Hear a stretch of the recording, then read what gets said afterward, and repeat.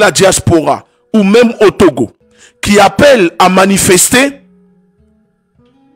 ne peut pas être sous sanction de mandat d'arrêt international parce que des gens, des militants, des personnes appellent un peuple à manifester contre l'injustice, l'oppression reconnue dans le droit international. Et même l'ONU, qui est une institution, une organisation de mafieuses, reconnaît que quand un peuple est opprimé, ce peuple a le droit de se défendre. Voilà pourquoi ce qui se passe entre la Palestine et l'Israël, même si ce n'est pas mon sujet, l'ONU reconnaît le droit des Palestiniens, des mouvements considérés terroristes comme le Hamas, etc., à se défendre. Raison pour laquelle l'ONU ne considère pas, n'a pas émis le Hamas sur liste comme organisation terroriste. Parce qu'il y a une différence. Un État peut reconnaître une personne pour des raisons politiques comme étant ceci ou cela, mais il y a une différence dans le droit international. Alors je vous invite, pour ceux qui sont juristes, à laisser des commentaires, ou si vous avez des compétences de droit, renseignez-vous. Donc quand le régime togolais, Calixte Madoulba, vient se présenter devant les Togolais pour faire croire que le Togo aurait émis un mandat d'arrêt international contre des individus pour avoir appelé à manifester. Mais cela démontre encore une fois que ceux qui gouvernent le Togo sont dans un gangstérisme politique et surtout incompétents, doublés de manipulation cognitive. Parce que Calixte le sait très bien que son mandat d'arrêt qu'il prétend avoir émis ou que le Togo se prépare à faire, parce qu'il faut savoir, est-ce que réellement ce mandat a été émis ou ils vont le faire, ou si c'est encore ce que je qualifie de comment dirais-je, vous savez, le régime togolais est tellement fort dans la propagande, parce que il faut préparer l'opinion. Peut-être que il tente ou regarde si cela est possible. Alors avant de le faire, pour se taper la poitrine comme King Kong, pour bomber sur les Togolais, il vient et fait ses déclarations en disant que le Togo a émis un mandat d'arrêt et que nous allons traquer. Oui, c'est le mot qu'il utilise, traquer. Pas arrêter ou interpeller. Non, mais on va y revenir un peu plus tard. Il dit qu'ils vont traquer. Et vous allez comprendre que ce n'est pas anodin quand il emploie le mot traquer. Parce que ces voyous, ces criminels, ces gangsters politiques qui ont pris en otage le Togo ne connaissent pas la loi ni le droit. Non, ils ne connaissent que la sauvagerie, la barbarie, la violence, la torture, les meurtres, les assassinats et l'emprisonnement. Donc quand ils parlent de traquer, ce n'est pas pour interpeller, non, parce que quand on émet un mandat d'arrêt, on ne traque pas, on interpelle. C'est autre chose. Ce langage cache autre chose. Alors, je continue. Donc, dans le cadre de ce soi-disant mandat d'arrêt, Interpol doit jouer un rôle clé dans la diffusion de ce mandat d'arrêt ou des mandats d'arrêt internationaux. Mais le rôle d'Interpol se limite à faciliter la communication entre les pays et non les imposer. Donc, si, admettons que le régime togolais aurait émis un mandat d'arrêt, il faut encore que Interpol puisse valider ce mandat d'arrêt pour le rendre international et ensuite le transmettre à d'autres pays qui sont membres d'Interpol avec les motifs relevant du droit international. Et puisque souvent, ces camps de concentration, comme le Togo, n'applique pas le droit, mais la loi du plus fort, la loi du plus sanguinaire, la loi du plus barbare, souvent, ces mandats d'arrêt internationaux ne sont pas applicables ni validés par Interpol. Parce que là, quand ils vont transmettre la fiche à Interpol pour valider à l'international ce mandat d'arrêt, imaginons contre Odako, contre Zaga, contre Togbevik PC, contre Ferdinand Haïté, contre Ekouti Béanzin, contre tous ceux qui prennent la parole depuis la diaspora pour mobiliser les populations au Togo à se libérer, à manifester. Le motif, parce qu'il vient de dire, il a dit dans sa déclaration que tous ceux qui ont appelé à tuer, à brûler ou renverser les institutions seront traqués. Donc ça veut dire que il n'émet pas un mandat d'arrêt parce que les personnes ont commis des meurtres. Pas parce que Togbevik PC, Ekouti Béanzin, Zaga, Odako, Farida et les autres sont allés au Togo commettre des meurtres comme les miliciens ou les nazillons en uniforme du régime. Non! Il veut les traquer parce qu'ils ont appelé à manifester. Et donc, lui, il détourne en disant pour faire du sensationnel, pour être dans le sensationnel, parce que oui, puisqu'ils n'ont aucun projet, pas de bagage, pas de compétences, c'est toujours mieux de mentir. Il dit que ces personnes appellent à tuer, à brûler, à renverser les institutions. Et donc, où qu'il se trouve, nul n'est au-dessus de la loi. Je ne sais pas de quelle loi Calista Madulba fait-il référence. Ça ne doit pas être la loi de la République. Ça ne doit pas être la loi comme le code pénal l'exige, ni le droit. Non, ça doit être leur propre loi. C'est-à-dire que nul n'est au-dessus de leur loi à eux. C'est-à-dire que la loi, il n'y a que eux au Togo, dans le régime qui ont le droit d'être au-dessus de la loi, d'être au-dessus du peuple, d'être même au-dessus de la République, d'être au-dessus même du pays. En gros, au-dessus d'eux, c'est le soleil. Oui, et donc quand le peuple tente maintenant de grimper sur eux pour leur faire comprendre que, mais vous aussi, vous n'êtes pas au-dessus du peuple, alors ça bombe les narines, ça bombe le torse, et ça dit que nul n'est au-dessus de la loi. Parce que oui, bien évidemment que au-dessus d'eux, le peuple ne peut pas être au-dessus, ça doit être que le soleil. Et même le soleil, je pense qu'ils sont même au-dessus du soleil. Alors, dans le cadre de ce mandat d'arrêt international, il est surtout important de noter que tous les pays ne reconnaissent pas tous les mandats d'arrêt internationaux et qu'il existe des considérations politiques et juridiques qui peuvent empêcher leur exécution. Et dans le cas du Togo, c'est une affaire politique togolo-togolais. Les gens visés n'ont commis aucun crime.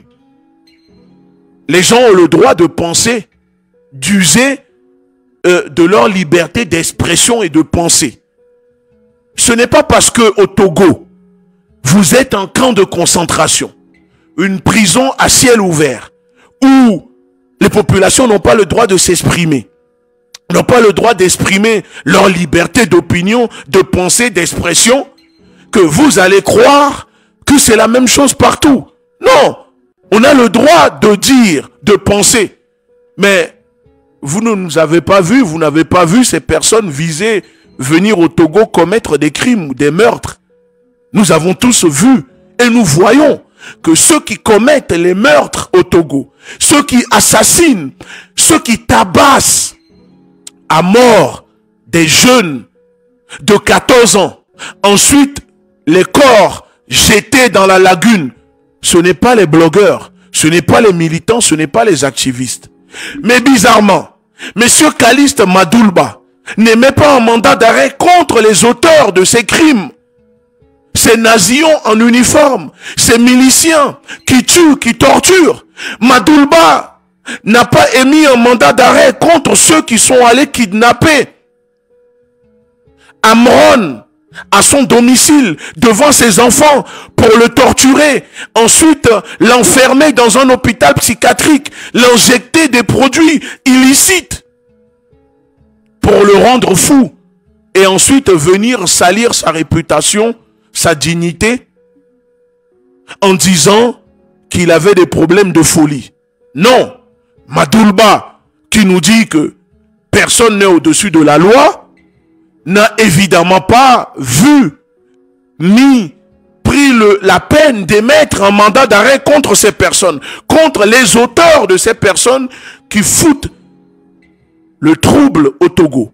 Parce que tout cela est parti à cause et du fait que des individus sont allés kidnapper un homme, un citoyen à son domicile pour le torturer, l'emprisonner, le bastonner et l'injecter des produits soi-disant qu'il est fou.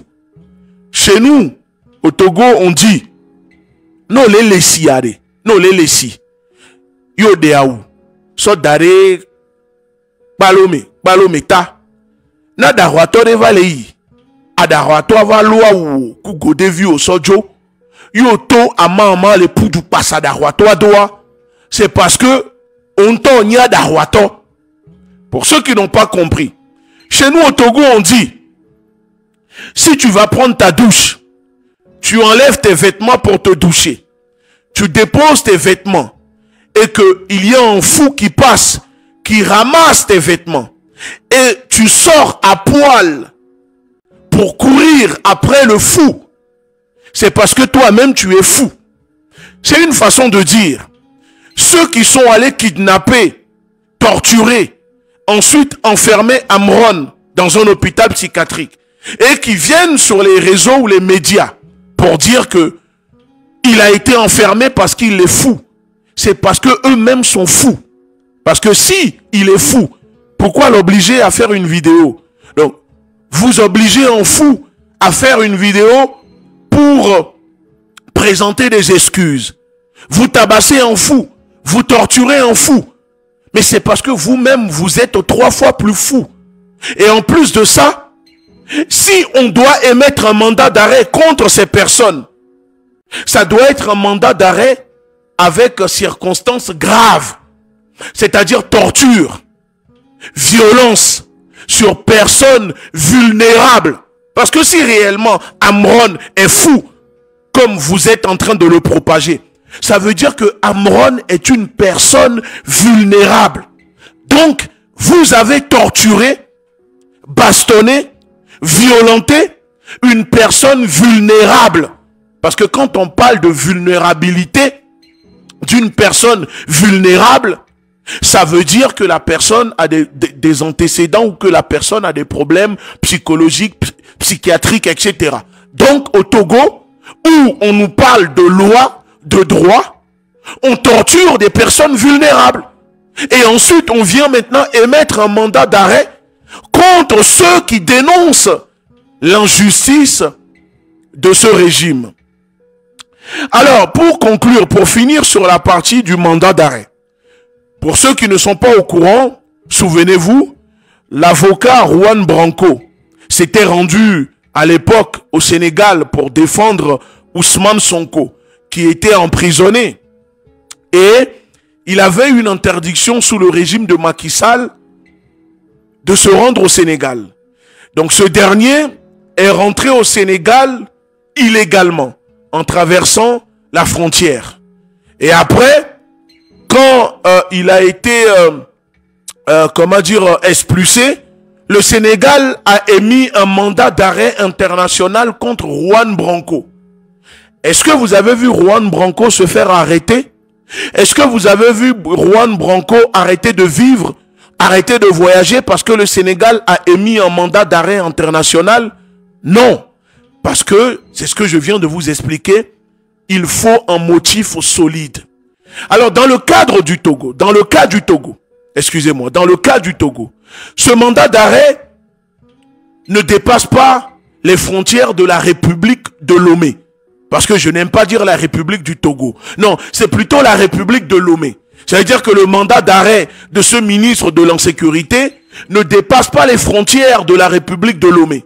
C'est un mandat d'arrêt qui s'arrête uniquement dans leur village, aux frontières de la République de Lomé, qui ne sort même pas, qui ne dépasse même pas les frontières du Togo. C'est-à-dire que demain, nous, on peut se rendre même au Togo, dans des villages, dans des endroits, les populations, même les policiers ou les corps habillés ne vont pas nous arrêter. C'est pour vous dire que c'est juste de la poudre de perlimpinpin. C'est juste une façon d'intimider. C'est juste une façon d'intimider, d'essayer encore une fois de montrer aux Togolais que ils ont la situation sous contrôle alors que tout le monde voit que la situation n'est pas sous contrôle. Maintenant, si on doit rentrer maintenant en profondeur, ce ministre de l'insécurité, ce régime, nous démontre encore une fois que au lieu de venir pour écouter les revendications des populations, au lieu de venir écouter la colère légitime de leurs propres compatriotes, parce que ces personnes qui sortent, qui manifestent, ce sont des Togolais, ce sont des jeunes, ce sont des femmes. D'ailleurs, il y a une femme emprisonnée avec un nourrisson de 4 mois et demi. Oui, au Togo, on emprisonne des femmes avec leur nourrisson de 4 mois. Vous savez ce qu'on reproche à cette femme? Tout simplement parce que cette femme a osé utiliser son droit de vouloir manifester. Donc, elle est emprisonnée avec son bébé de 4 mois. Alors, quand on nous parle de loi, quand on nous dit « nul n'est au-dessus de la loi », est-ce que ce ministre qui pond des gosses partout et qui sont entretenus avec les deniers publics des Togolais, avec l'argent volé des Togolais, est-ce que si demain on emprisonnait son enfant de 4 mois en prison parce que sa femme ou sa copine a osé exprimer son droit à la liberté, son droit de manifester, est-ce qu'il peut venir nous dire si c'est la loi, le droit ou pas?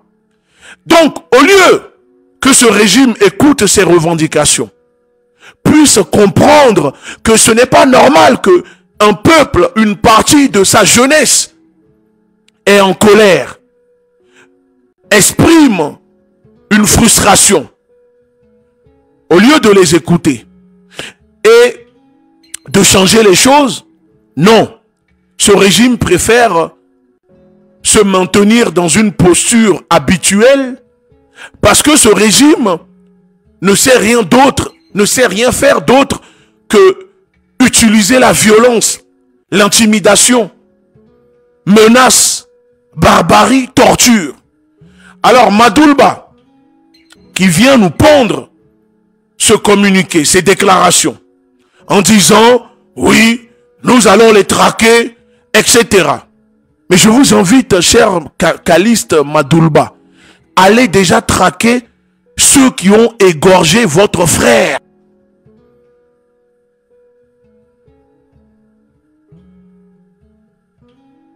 Et nommé ministre de l'insécurité. Parce que sans vous mentir, j'ai cru savoir que vous êtes de Sioux. Vous faites la honte. Vous déshonorez la mémoire, le peuple de Sioux. Vous êtes une calamité pour le peuple de Sioux, pour ne pas dire le peuple togolais. Vous êtes considérés comme des traîtres, des collabos pour le peuple de Sioux. Vous faites honte à votre famille. Vous faites honte à votre mère qui vous a porté 9 mois dans son ventre. Au même titre que votre frère Madoulba. Vous êtes répugnante comme personne. Parce que non seulement vous avez participé à l'assassinat de votre propre frère pour servir le régime, parce que ce brave monsieur, peu importe ce qu'il faisait ou ce qu'il a fait, s'est rendu compte que il servait un régime qui commettait trop d'atrocités. Et peut-être qu'il a décidé de se rebeller. Et puisqu'il était à la tête d'un groupe de militaires qui faisaient peur au régime, le soir, je crois, où Faure Gnassingbé prêtait serment, après avoir massacré des Togolais, ils ont envoyé des gens l'égorger dans son bureau. Parce que vous avez compris, il représentait une menace directement pour le régime de Faure Gnassingbé. Depuis que vous avez pris poste de ministre de l'insécurité, est-ce que vous avez émis un mandat d'arrêt? Est-ce que vous avez traqué ceux qui ont égorgé votre frère dans son bureau? Votre frère, même père, même mère. Est-ce que vous avez traqué ceux qui ont commis cette barbarie sur votre frère, votre sang? Non. Parce que vous savez qui est commanditaire. Qui a commandité le meurtre de votre frère? Puisque vous servez aujourd'hui cette personne. Cette personne n'est rien d'autre que Faure Gnassingbé, le tétrapode, le batracien, le chef nazi que vous servez. Donc, en échange de poste d'ambassadeur, ancien ambassadeur du Togo à Paris, il a décidé maintenant de vous nommer ministre de l'insécurité à la place de l'ancien ministre de l'insécurité, Yak.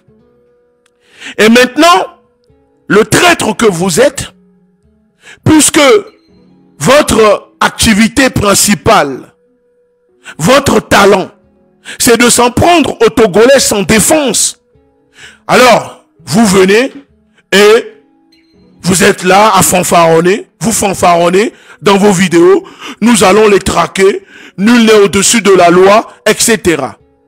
Ayez un peu honte de vous-même quand vous vous regardez dans une glace. Parce que ces Togolais que vous essayez ou que vous allez traquer pour les empoisonner, parce que c'est la spécialité du régime, ne demandent qu'un changement, ne veulent que la justice dans leur pays. Au lieu de venir dire, ok, on vous a écouté, on a écouté vos revendications, nous allons libérer les prisonniers politiques, nous allons libérer ces femmes et leurs nourrissons, nous allons organiser des assises nationales, nous allons mettre en place une politique de changement, une politique sociale. Qu'est-ce qui ne va pas? Nous allons mettre en place des plateformes où les citoyens peuvent dénoncer la corruption, peuvent dénoncer la gabégie, peuvent dénoncer les tortures, pour que la justice soit équitable pour tout le monde dans le pays, pour que le pays avance dans une cohésion nationale. Non, cela ne vous intéresse pas. Ce qui vous intéresse, c'est de venir encore une fois menacer, intimider, pour essayer de faire peur aux Togolais qui aspirent à un changement au Togo, en disant que nous allons vous traquer.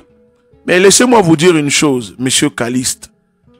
Peu importe vos déclarations, peu importe le nombre de mandats d'arrêt internationaux ou international que vous allez émettre, cela n'empêchera pas la chute de votre régime. Et je reconnais ici le comportement de personnes aux abois qui se sentent menacées par un soulèvement populaire, par un peuple déterminé à en finir avec 60 ans de dictature.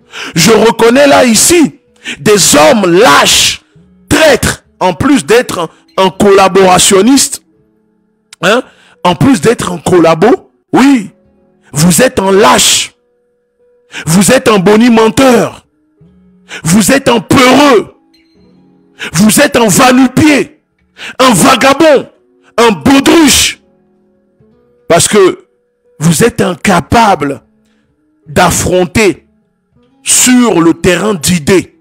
Vous êtes incapable d'affronter politiquement vos adversaires.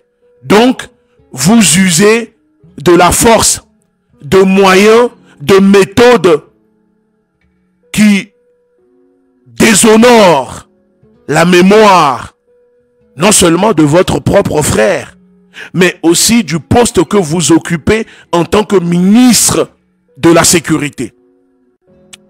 Tu devrais avoir honte si tu avais un minimum de dignité et surtout d'honorabilité.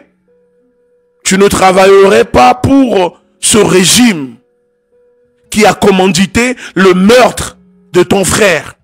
Surtout pas pour Faure Gnassingbé, le commanditaire direct de l'assassinat de ton frère, qui a orchestré l'assassinat de ton propre frère, égorgé dans son bureau comme un cochon. Alors, au lieu de venir ici pour tenter d'intimider les Togolais, pour tenter d'intimider les blogueurs, pour tenter d'intimider les militants, les activistes, ceux qui ont le courage que toi tu n'as pas, parce que toi tu n'as pas le courage, des hommes lâches. Tu es un lâche, endimanché dans ton costume délabré de justice, payé par l'argent du contribuable togolais. Tu viens et tu essayes de menacer, tu essayes de bomber, alors que votre régime est un camp de concentration. Vos mandats d'arrêt internationaux juridiquement ne représentent rien du tout. Pire encore, laisse-moi te dire une chose. Tu n'as pas pris le soin d'émettre un mandat d'arrêt contre certains chefs terreaux que le régime togolais emploie au nord du pays pour attaquer le Burkina Faso. Oui, parce que moi j'ai les informations. J'ai les informations parce que vous savez que je suis en contact avec certains FDS qui sont déployés sur le terrain. La plupart des attaques qui se déroulent au nord du pays contre le Burkina Faso, ce sont des attaques qui sont commanditées directement par des barons, des colonels de l'armée togolaise.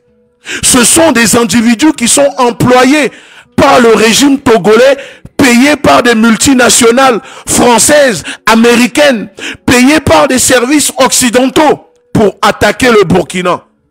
Et quand les militaires togolais déployés au nord tentent de le dénoncer, on les enferme. Quand ils tentent d'essayer de parler, on les intimide. Parce que ceux qui sont déployés au nord ont vu la réalité, ont compris qu'en réalité, ce qui se passe au nord du Togo contre le Burkina Faso est un management de la terreur. On emploie des gens, on paye des gens à qui on donne des armes, qui attaquent le peuple burkinabé, le peuple burkinabé et qui sont directement coordonnés, accompagnés par des soldats togolais qui donnent des informations à ces personnes pour attaquer. Et posez-vous la question, pourquoi à chaque fois ces personnes attaquent les camps militaires? C'est parce que c'est vos propres colonels. J'avais déjà révélé l'information une fois, dont un certain colonel combattait, qui fait partie de ces barons de l'armée togolaise, qui font travailler directement ces personnes. Et d'ailleurs, je vais vous révéler une information. Il y a un jeune Togolais qui fait partie des partisans de l'ancien opposant au Togo, le parti PNP de Tchikwi à Tchadam. Ce jeune, pour avoir milité, pour avoir manifesté, quand Tchikwi à Tchadam était à deux doigts de renverser ce régime, il y a eu des interpellations, emprisonnement de beaucoup de militants des Kotokoli de Sokodé. Ce jeune a été interpellé par des militaires à Sokodé. Ensuite, les militaires qui l'ont arrêté l'ont ramené en garde à vue. Le jeune ne comprenait pas pourquoi il a été arrêté puisque ces manifestations se sont déroulées des années auparavant. Quand les militaires l'arrêtent, les militaires lui disent: nous savons qui vous êtes. Nous savons ce que vous avez fait.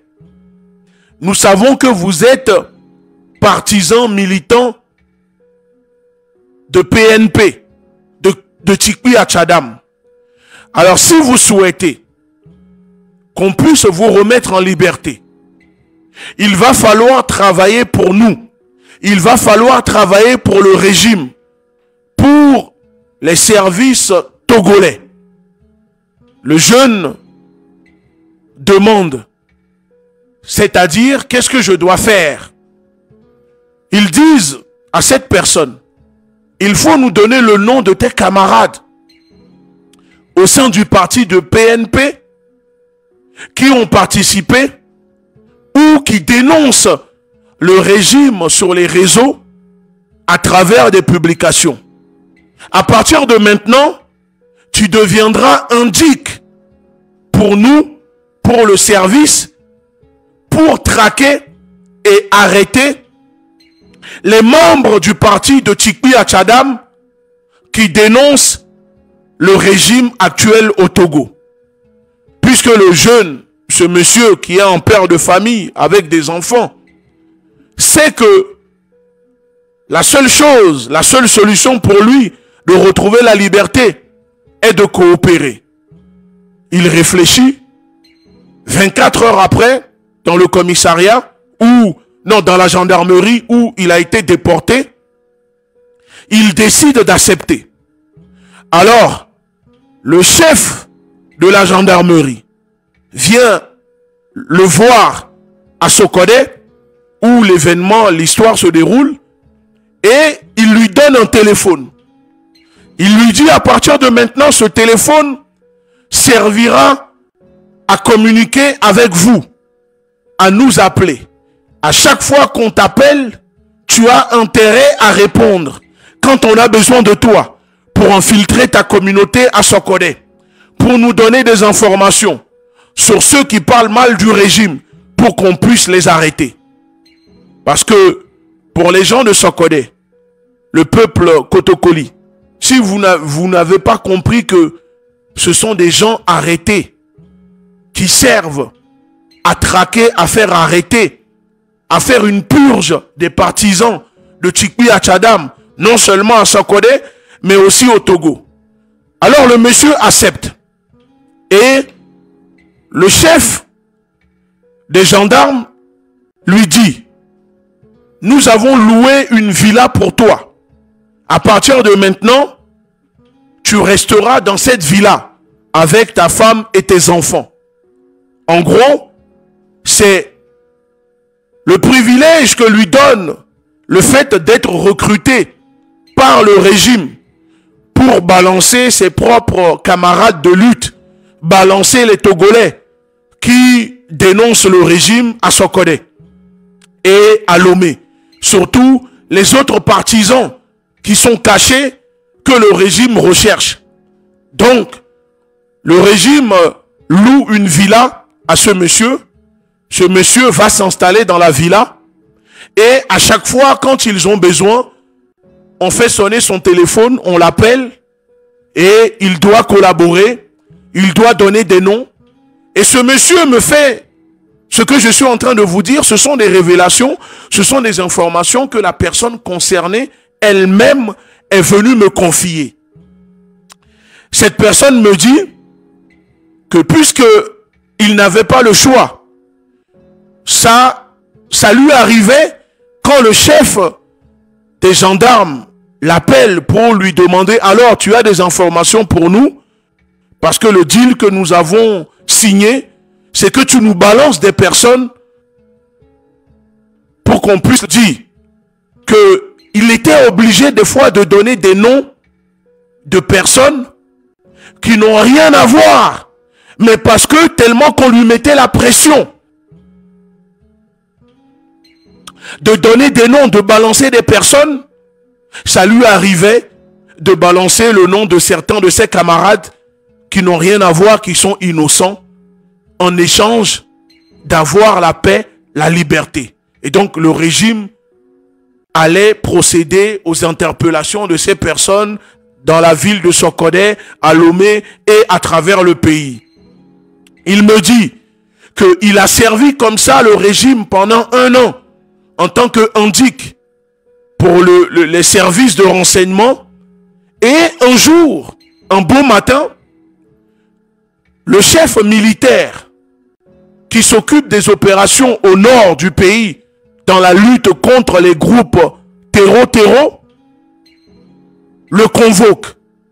Donc, on vient le chercher, on le ramène à Lomé rencontrer le chef militaire chargé des opérations au nord du pays et on lui confie une mission qu'il a compris plus tard.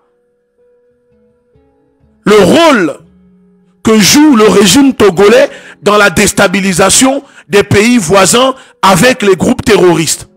Il me dit qu'on lui confie une mission de se rendre au Ghana, d'aller rencontrer des individus, des personnes venues de je ne sais où. Il part au Ghana rencontrer des personnes qui sont venues d'Occident. Il y avait des Yovos et il y avait aussi des Noirs apparemment venus de la sous-région. Je crois qu'il me disait de la Côte d'Ivoire, quelque chose comme ça.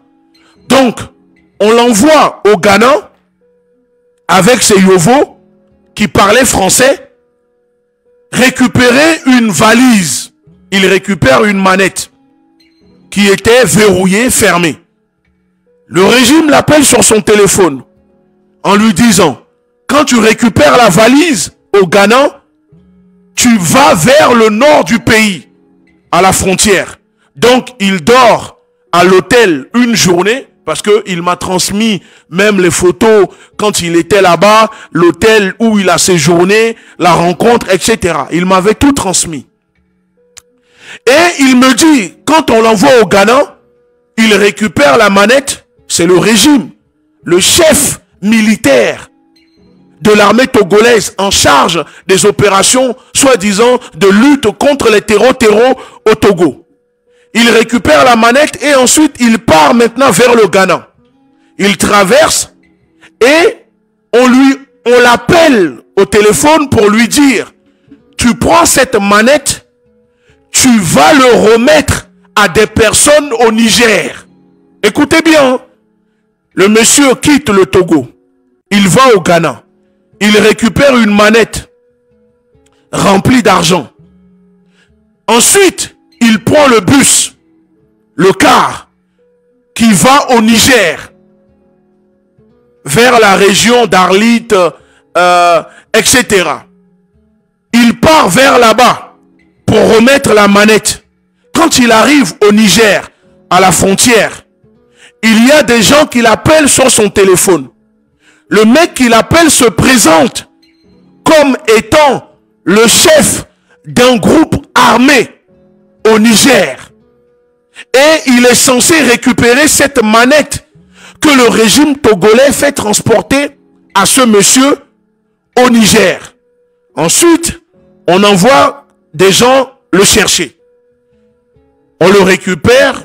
Ils ont roulé à peu près 4-5 heures de temps. Et il arrive dans un endroit où il rencontre des gens armés avec des tubans sur la tête, etc. Il remet la manette parce qu'il ne pouvait pas l'ouvrir. Mais vu la taille de la manette et le poids, il conclut et il déduit que c'est forcément de l'argent que le régime togolais, via des émissaires, ont remis pour qu'ils puissent aller le remettre à ces groupes terreaux au Niger qui combattent le gouvernement. Ensuite, il rencontre ce monsieur, le chef de ce groupe armé, qui se présente et qui lui dit: voilà, nous sommes un groupe armé, nous travaillons pour les Occidentaux, et donc cette manette que tu es venu nous remettre, c'est l'argent pour financer nos équipements, pour payer nos hommes qui travaillent pour nous, etc. Donc lui, pris de peur, pris de panique, parce qu'il était persuadé qu'il n'allait pas retourner au Togo vivant. Le monsieur le rassure en lui disant non, de ne pas s'inquiéter, que tout ce qui se passe ici au Niger, dans la sous-région, au Burkina, parce que ce sont ces hommes qui attaquent les positions des militaires au Niger, au Burkina et une partie du Mali. Il lui dit, nous travaillons directement pour les Occidentaux, pour la France, pour les Américains, et ceux qui nous payent, ceux qui nous remettent l'argent, c'est souvent les gouvernements du Togo, et des fois il y a aussi des personnes qui viennent directement de Côte d'Ivoire, d'Abidjan et d'autres pays, etc. Donc de ne pas s'inquiéter. Et le monsieur mange, il passe la nuit avec eux, le lendemain il reprend le bus pour rentrer au Togo. Quand il rentre au Togo, le chef de l'armée togolaise le convoque, on vient le chercher. Il va voir le chef, il fait un rapport et on lui dit, tu n'as pas intérêt à dire à qui que ce soit la mission que tu viens de faire. Ensuite, on lui dit de rentrer chez lui. Il rentre chez lui. 2 jours après, on l'appelle. On l'appelle, on lui demande une nouvelle mission. Écoutez bien, les informations, les révélations que je suis en train de vous faire, ce sont des révélations que le témoin, le monsieur recruté par le gouvernement togolais, lui-même m'a confié. Et c'est, je fais en parenthèse. Ensuite, 2 jours après, on demande au monsieur de se rendre au nord du pays. Le chef militaire lui dit, on a besoin de toi pour aller faire des repérages dans la région des savanes. Et tu nous transmets les informations sur la position des militaires, l'heure où les militaires font le changement de garde, ce qui sort, ce qui rentre, le nombre de militaires dans les camps positionnés dans la région des savanes. Lui, puisque en échange de sa liberté, il a signé un deal pour travailler pour le régime, il n'a pas le choix, il se rend dans la région des savanes. Il reste là-bas pendant 1 semaine.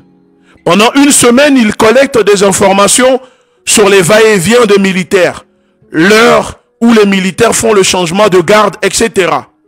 1 semaine, il collecte les informations qu'il transmet directement avec son téléphone que les services de renseignement togolais lui ont donné.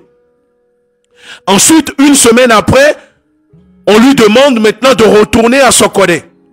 Il quitte la région des savanes. Il retourne à Sokodé après avoir transmis les informations concernant la position des soldats togolais. Un beau matin, il rentre. 2 jours après, il se réveille et il apprend qu'une attaque de terreau vient d'avoir lieu contre le camp militaire où, 1 semaine auparavant, on lui avait demandé de collecter des informations. Et le monsieur s'est rendu compte que l'attaque qui vient d'avoir lieu contre les soldats togolais et les camps militaires, les informations utilisées par les groupes terreaux sont les informations que le chef de l'armée togolaise lui avait demandé d'aller collecter. Et le pire, il s'est rendu compte que le groupe qui a revendiqué l'attaque contre les soldats togolais, ces jeunes à peine 20 ans recrutés qu'on envoie pour les sacrifier au nord du pays, il s'est rendu compte que le groupe qui vient d'attaquer le camp militaire, c'est le groupe qu'il avait rencontré au Niger, à qui il est parti remettre une manette récupérée au Ghana sur demande du gouvernement, les services de renseignement togolais.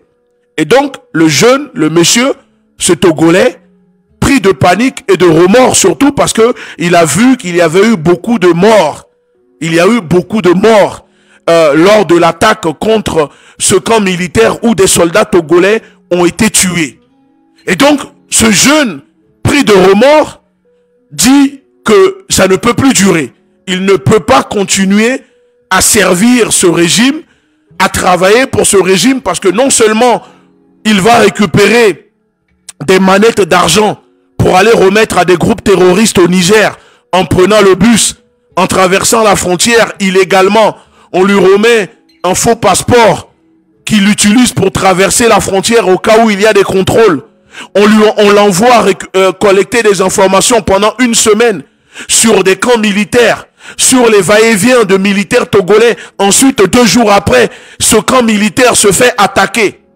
Alors, il décide de prendre la poudre d'escampette. Et donc, quand ce monsieur prend contact avec nous et qu'il nous transmet les informations, quand il prend contact avec moi et qu'il me donne les preuves de ce qui se passait, de comment le gouvernement togolais recrutait des gens pour attaquer, comment le gouvernement togolais recrutait des Togolais pour attaquer le Burkina, le Niger, comment le régime togolais participe à financer au terrorisme dans la sous-région, il a décidé de quitter le pays. Et donc, quand il nous contacte et qu'il nous transmet ces informations, la première des choses, nous avons pris le soin, bien évidemment, de transmettre toutes les informations au service des renseignements burkinabés. Nous avons contacté les autorités burkinabées. J'ai même fait le déplacement au Burkina, rencontrer les autorités. Nous avons transmis les informations aux autorités. Et d'ailleurs, c'est grâce à cela que on avait aussi donné les informations sur la préparation de déstabilisation, de tentative d'assassinat du camarade Ibrahim Traoré, financé en partie par la France, parrainé par le président Faure Gnassingbé et Ouattara. Les informations, les révélations que les renseignements burkinabés ont publiées, c'est nous.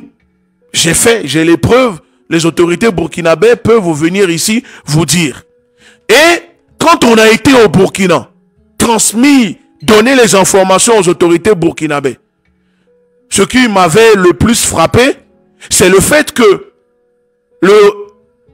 une des autorités me disait, on est au courant, on sait le rôle que joue le Togo pour déstabiliser le Burkina, mais malheureusement, on ne peut pas le dire publiquement, on ne peut pas indexer Faure Gnassingbé parce que nous avons besoin de l'utilisation du port du Togo. Et c'est là où j'ai compris que ce n'est pas parce que les autorités burkinabées ne sont pas au courant de ce qui se passe au Togo, du rôle que le Togo joue dans la déstabilisation, le financement du terrorisme au Burkina et au Niger, mais c'est parce que les autorités burkinabées ont un peu les mains liées. Alors, quand je suis rentré à Paris, à l'époque, les informations sont sorties. Le chef des services au Burkina a fait une déclaration, révèle les informations, le plan, etc. Mais j'ai constaté que on a parlé de la Côte d'Ivoire, du rôle du Burkina Faso, mais on a épargné le Togo, le régime togolais. Et pourtant, l'une des personnes qui recrutent directement les mercenaires pour commettre ces forfaitures au Burkina et dans la sous-région n'est rien d'autre que le colonel, le chef au corps de la garde présidentielle de Faure Gnassingbé, qui rend des comptes directement à Faure Gnassingbé, un certain colonel Aoui. Le même qui donne l'ordre de réprimer, de tuer les manifestants qui manifestent au Togo. Donc c'est pour vous dire que il y a des choses qui se passent dans la sous-région dont le Togo est directement impliqué. Alors maintenant revenons à nos sujets. C'était vraiment en parenthèse pour vous raconter l'anecdote, l'histoire, parce que je n'ai jamais parlé de ça, parce que les autorités burkinabés, quand on les avait rencontrés, nous avaient dit de ne pas prendre la parole, de ne rien révéler, parce que il y avait une enquête qui se déroulait pour ne pas mettre, en danger l'enquête, etc. et les personnes impliquées. Parce que quand on était même parti au Burkina, c'était même pour aider les autorités burkinabées à identifier je dis bien, identifié certains de ces mercenaires qui sont rentrés au Burkina, qui collectaient des informations, le trajet du camarade Ibrahim Traoré pour préparer l'attaque. Et c'est pour cette raison qu'on était parti au Burkina. Donc c'est pour vous dire que l'information que je viens de vous révéler m'a été confiée directement par une personne recrutée par les services togolais qui travaillait et qui a travaillé pour eux pendant 2 ans. Donc vous imaginez bien toutes les informations collectées par cette personne. Bon, aujourd'hui cette personne n'est plus au Togo.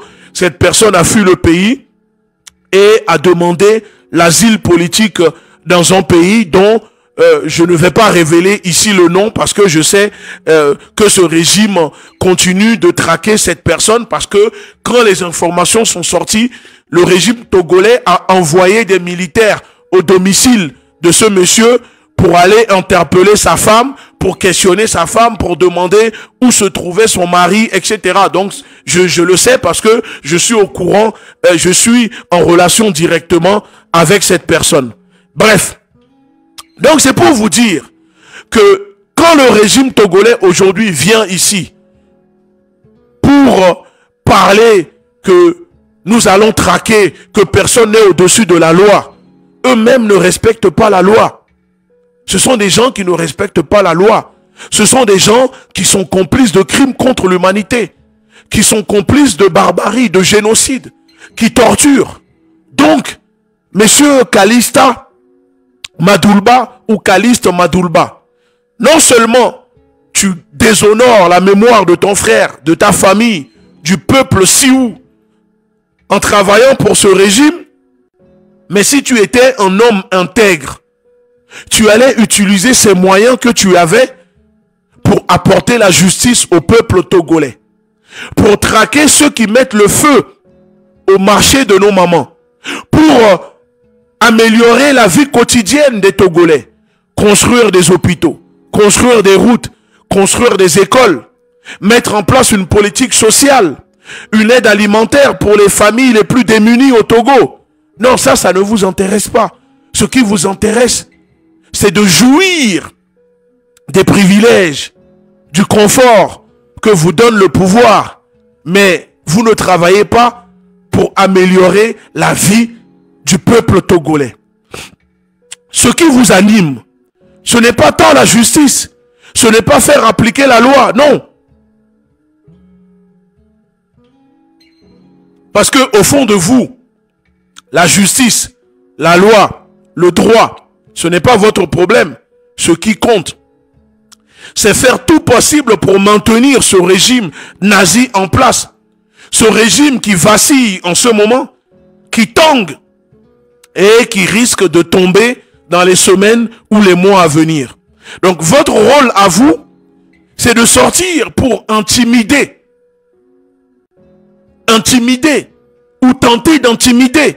Parce que vous avez compris que les Togolais n'ont plus peur, que grâce à la diaspora, grâce à la mobilisation de la diaspora, les Togolais sont en train de se lever.